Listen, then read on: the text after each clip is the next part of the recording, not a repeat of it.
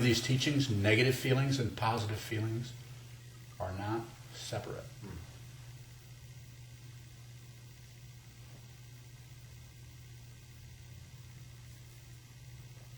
Sheldon, anything? Question? Anyone else?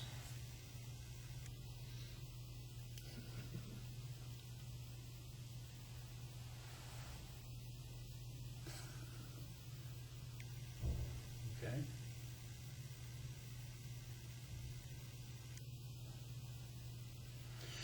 And so, of course, in order to be able to practice this, it's necessary to hold still, look at what's occurring, and do a whole lot of it.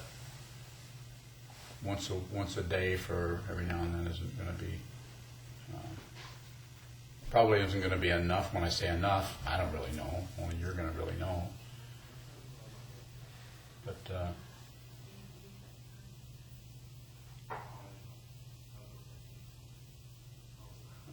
9. For us to go? No, 9 o'clock. 9 o'clock.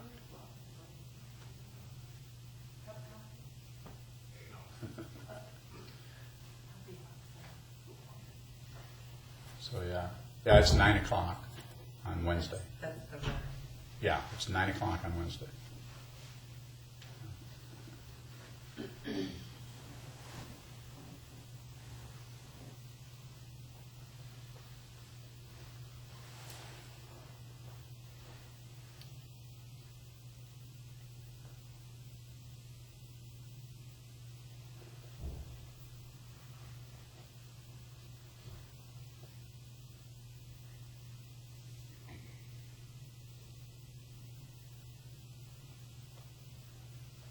It seems to be necessary in order to do this practice to have a container, a building, someplace to sit.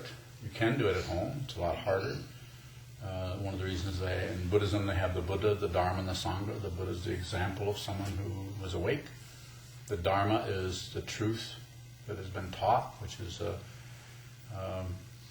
what I'm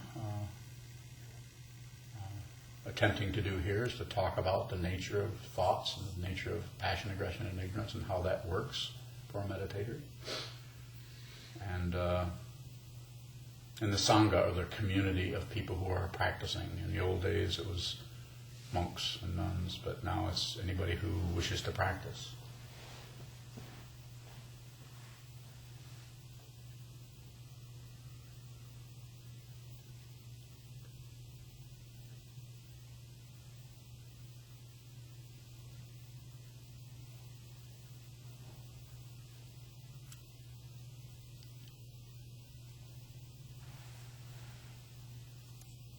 Any comments or questions?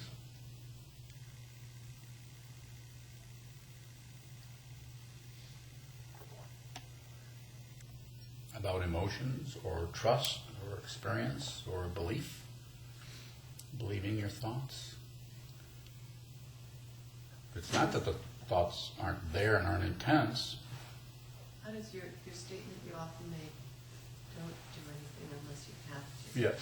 What does that fit into this? Okay, don't do anything unless you have to. It's just kind of a way of saying if you're doing anything that isn't kind of indicated, then you're probably doing something to keep busy or to fill up the time or distract yourself or to just kind of meddle around just to keep active, to keep from realizing the space that's you're hanging out in.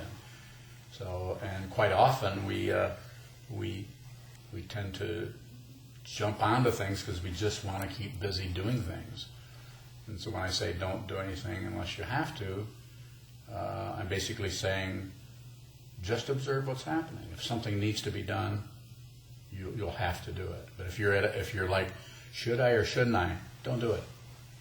Because you really don't have enough information. It's just that perhaps you're feeling antsy. You're feeling, I better do something quick because I might miss my opportunity. That's more about ego and separation and competition, trying to get ahead, not invalidating that. I'm not saying if you want to do that, by all means do it. That's how samsara works. But if you want to end suffering for yourself, then it can be done on this path. If you want to continue to fool around in samsara, you can do that also. I mean, that's why everybody can kind of come and go. When we talk about the first reminder, first contemplate the preciousness of being free and well favored, difficult to gain, easy to lose. So first, we're free to come and do this or not. No one's, making us do it. Sometimes we have to watch that our minds don't really have a love of drama. If life isn't interesting enough, create it. I know somebody who was offered a job and had requested that they get their old job back. And then they called me in the evening that they were having a panic attack because they didn't know which to choose. Because one would be in one state and one would be another.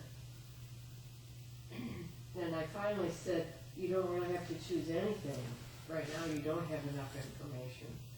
And you don't know if you'll have the other job yet. But I was stunned to see that somebody had, was in a huge emotional turmoil to the point of having a panic attack on not knowing whether they would leave one state and go to the other, which job they would take it. And it ended up that the other people didn't offer the person their job. So it wasn't even an option. There was this whole stuff. It's sort of like, what I said. I said, it's you like just one of don't those, have enough information. You don't know what Yeah. either job is going to offer. You've not talked to anybody, Yes. so you don't know what they're going to pay. You don't know what hours they'll be. But it was stunning to watch this whole drama with almost nothing. Mm-hmm. I mean, one job offer. That's it. At that point, that's the only one. That's the only one you If can. you- There are no choices. along the same line, if you really look at it, anytime you see a fork in the road, it's like that. If it's a fork, for one thing, you're not to the fork yet, so you don't really have to make a That's why decision. you see it. That's why you see it, yeah. Because if you're there, you're already going one direction or the other.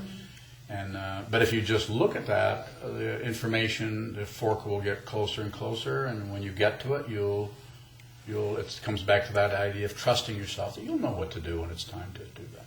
You don't need to know. You really don't need to know. I sometimes say, by way of example, that I don't know what I'm going to talk about. I had an idea I was going to talk about the word experience, about how people buy into their experiences and try to laminate their opinions and ideas to them and solidify their, like the person you're talking about, like the drama. Keep that drama going because it reifies or supports a separate self. And we don't want to look at that there might not be anyone there. Or there might not be anything happening. Yeah. Nothing? There's nothing happening. Oh no, nothing's happening. I think we do it in a really mundane way with the worry scenario. I noticed that sometimes if I had company coming and I hadn't gone through all my papers or my bills, and so I had this clutter, that if I put them all in a paper bag and put them somewhere, for the time being, and then I'd get back to it for a couple of months and it appeared nothing was relevant that was in that paper bag. I mean, stewing about this mess, there must be something really awful there or whatever, and it's meaningless. That sounds like a pack rat to me. No, I'm talking about bills and junk that Yes. comes in the mail Of course. and I've gone through or whatever. Some might feel like that's really important. So you have to go through it or whatever. And I put it in a bag, and then I found out there's really You know how I do? You nothing know how I handle that, Diane? I go through half of it and I throw the rest away. Is that why things are so chaotic? Exactly. All those past due notices. Right, you come up with that locked door. Took your phone off. Any other comments or questions on this topic of experience or trust or